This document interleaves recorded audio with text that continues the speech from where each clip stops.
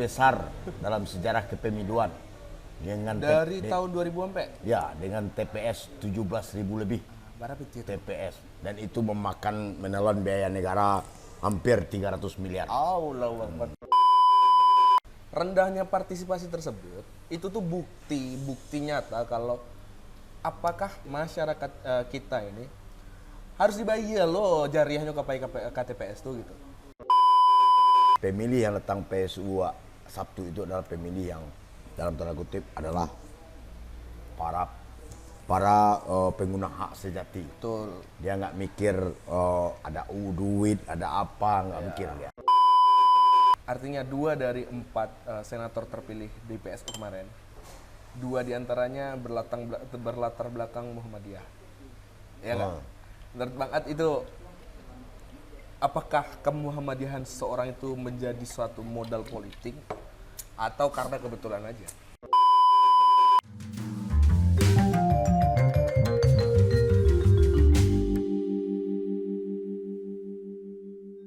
Bismillahirrahmanirrahim. Assalamualaikum warahmatullahi ta'ala wabarakatuh. Balik lagi bareng gua Rino Adi Prasetyo di Nampol, nongkrong asik ngomongin politik.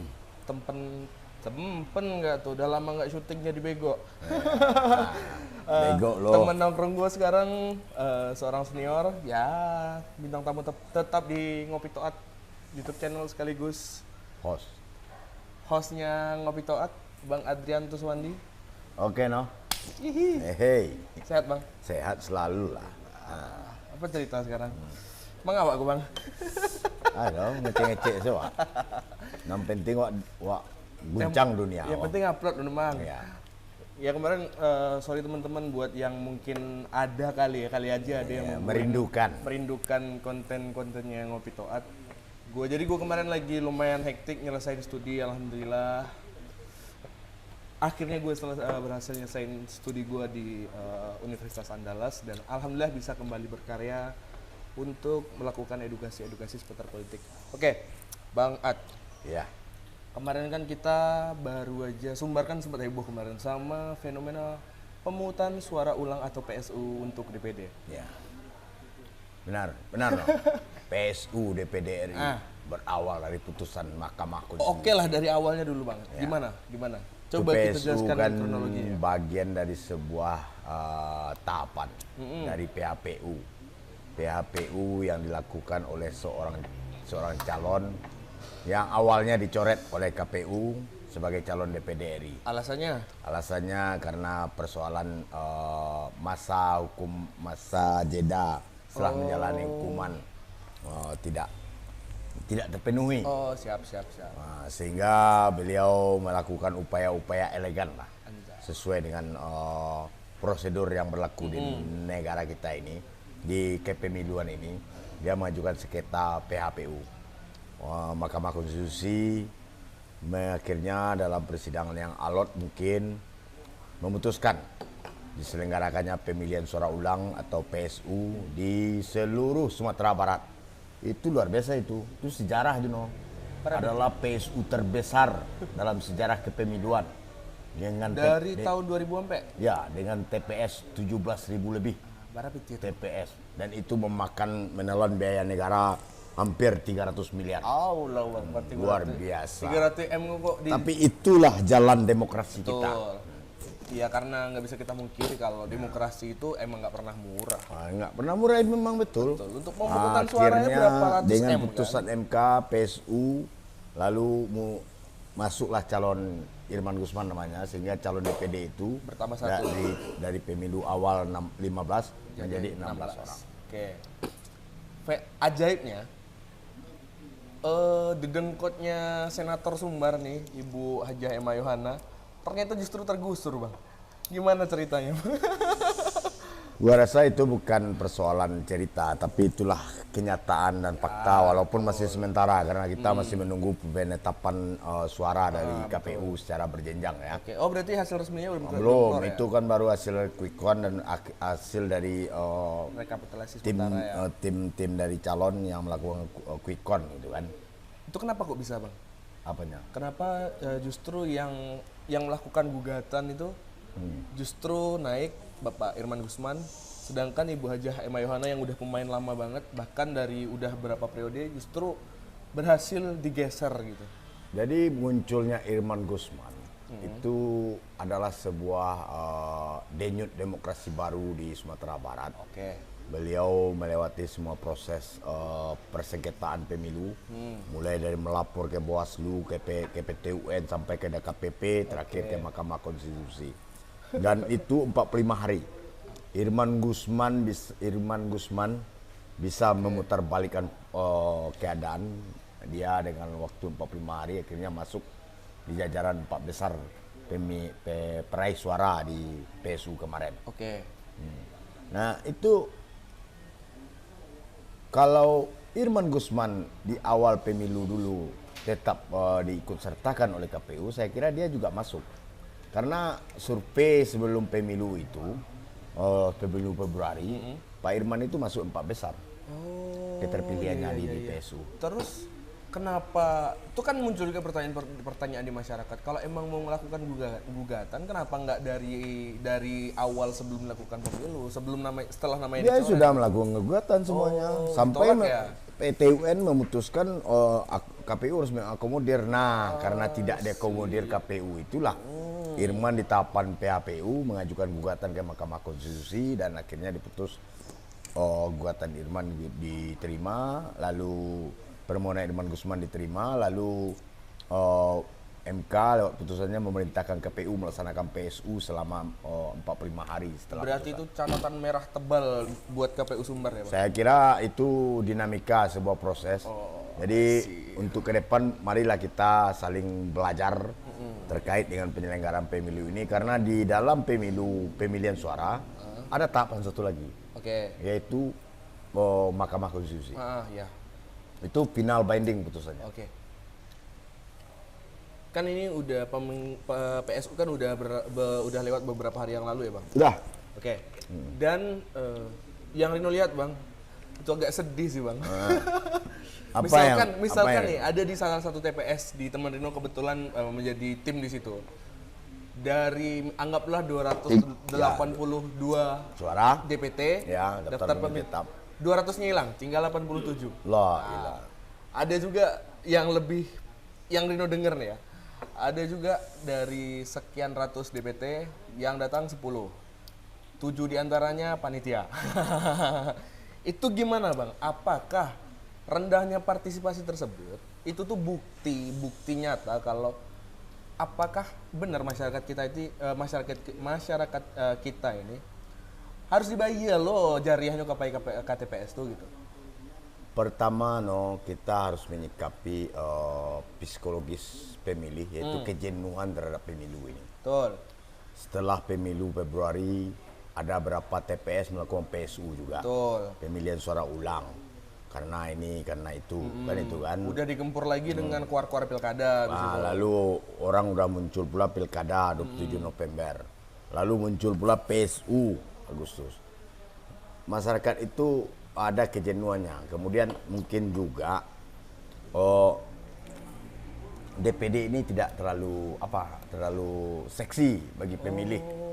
Sehingga mereka tidak berbondong-bondong ke TPS hari itu, yaitu Sabtu 13 Februari. Saya juga memantau dan rata-rata itu ada 30-40% tingkat partisipasi. Dan terakhir saya baca tadi di Padang Express atau di mana itu partisipasi hanya 27%. Miris kita, memang miris. Tapi itulah fakta demokrasi kita hari ini. Nah, soal mengapa tidak seheboh pemilu Februari, saya kira di pemilu Februari itu ada 5 item pilihan. Oke, betul. Mulai dari Pilpres, mulai DPR RI, DPR, DPD, DPRD Kabupaten Kota, DPRD Provinsi, dan itu mengkapitalisasi suara pemilih untuk berbondong-bondong ke TPS. Betul. Sehingga tingkat partisipasi bisa mencapai 75 dan pemilih oleh KPPS dikasih 5 suara-suara langsung. Kalau pengaruh amplop? 5 suara. Dan itu bisa saja. Wajar saja. Dan saya justru merasa bangga dengan PSU kemarin. Kenapa, Bang? Karena walaupun partisipasi rendah, tapi itulah pemilih yang sejati. Solid ya. Pemilih sejati yang tidak perlu dihimbau dengan adanya money politik, uang, ongkos ke TPS atau apalah. Nah, itu karena kedekatan dan jaringan serta perkawanan dari para pemilih terhadap para calon-calon itu. Oke. Kemudian tagak kampung. Betul. Terjadi itu. Kemarin juga di sosmed teman-teman Rino yang jadi panitia juga tuh. Muter-muter pakai toa, pakai mobil. Nah, muter-muter keliling komplek. Bapak, Ibu, Mas Ya, itu salah satu sosialisasi, tapi saya kira itu sosialisasi yang tidak masif. Ya. Karena di hari H saja di endorse tidak mungkin. Betul. Harusnya ada pola-pola yang saya rasa KPU punya sumber daya untuk itu. Betul. Bagaimana menggempur lewat netizen, lewat ini bahwa PSU ini penting, ini. Ternyata kan tidak dilakukan. Atau rendah partisipasi karena ini juga, Bang. Mayoritas masyarakat kita justru nggak tahu apa dan peran dan fungsi dari DPD itu sendiri. Saya kira iya juga sih. Cuma persoalannya ini kan persoalan hak. Betul. Hak itu digunakan atau tidak itu kan terserah kepada pemilih. Masing-masing. Dan PSU dengan partisipasi yang rendah itu tidak akan mengkoreksi hasil.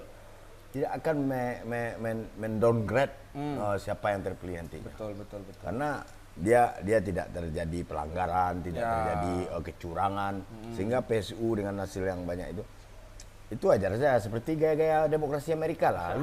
Lu pergi ke TPS silakan, pilih silakan. Pai udah. Partisipasi Amerika itu nggak sampai 50% dari jumlah penduduknya setiap pemilu. Itu justru satu yang unik juga sih sebenarnya. Kalau yang Rino lihat pola-polanya, Bang, negara dengan tingkat pendidikan yang tinggi itu justru pasti partisipasi politiknya cenderung rendah dibanding negara yang masih berkembang. Ya, gua nggak mikir lah mau dia terpilih mau tidak, hidup kita seperti ini ya juga. Nah, kalau di daerah kita kan beda. Datang ke TPS apa yang saya dapat, kan itu persoalannya. Bisa saja kalau seandainya KPU itu kaya penyelenggaranya, bisa saja rame TPS itu. Bilang aja ada pembagian minyak goreng gratis, rame itu. Sembako gratis Sembako gratis. Nggak amplop lah. Amplop itu nggak boleh. Atau ada uang kehadiran. Uang transport lah bahasa halusnya. Kan yang itu kalau dilapor LPJ uang transport. Dan gitu. para peserta itu pun sudah tidak mau jor-joran lagi. Dia sudah menunggu berita dari langit saja. Kalau memang kehendak Allah kita duduk, kalau tidak kayaknya gitu. Selain itu kan perantau-perantau juga untuk sekedar pulang kampung untuk sekedar itu juga nggak ada. Kalau di DPD boleh memilih siapa saja untuk di daerah Sumatera Barat. Oh gitu ya. Oke. Menurut Bang Ad, apa yang kita dapat dari fenomena PSU ini? Yang kita dapat itu satu adalah fakta hari ini. Pemilih yang datang PSU Sabtu itu adalah pemilih yang dalam tanda kutip adalah para pengguna hak sejati. Betul. Dia nggak mikir ada duit, ada apa, nggak mikir dia. Dia datang ke TPS karena pengaruh. Oh, saya kenal dengan bapak itu, saya kenal dengan ibu itu. Lalu kita sama-sama satu grup, kita sama-sama satu komunitas. Nah, itu yang muncul. Karena merasa butuh juga mungkin. Walaupun dalam skala diperkecil tetap saja tidak sampai 100 pemilih ke TPS saja sudah syukur kita. Iya. Oke. Kita geser isunya dikit, Bang. Kita udah sempat singgung soal pilkada sedikit tadi. Nah, nanti aja. Apa yang kita bahas lagi? Innono ini baru selesai sidang kompre. Kalau zaman saya kompre namanya itu. Masih sama, Bang. Nah, dia baru menyelesaikan keluar dari lubang jarum dari drop out dari Universitas Sandala. Selamat Bung Rino. Terima kasih Bang. Anda memang luar biasa, Anda layak dapat bintang dalam situasi krisis. Anda bisa menangkap peluang. Dipermudah. Ya. Bang A juga kan ngasih teman diskusi juga. Iya. Buat teman-teman ya, itulah perjalanan panjang untuk menyelesaikan tugas itu kan sebenarnya ya ada aja halang rintangnya, cuman ya alhamdulillah selesai. Ya kita juga dengan PSU kemarin selaku anak bangsa juga mengucapkan terima kasih kepada KPU dan Bawaslu yang telah all out dalam melaksanakan pemungutan dan penghitungan suara di PSU itu. Kita menunggu hasil penetapan akhirnya aja. Mau siapa terpilih itulah senator pilihan rakyat Sumatera Barat untuk periode 2024-2029. Oh iya bang, ada satu yang menarik sebenarnya yang agak menggelitik. Mungkin kali aja bang Ad juga tertarik untuk membahas. Separuh dari, artinya 2 dari 4 senator terpilih DPS kemarin, 2 diantaranya berlatar belakang Muhammadiyah. Ya kan? Menurut Bang Ad itu, apakah kemuhammadiyahan seseorang itu menjadi suatu modal politik atau karena kebetulan aja? Saya kira itu sebuah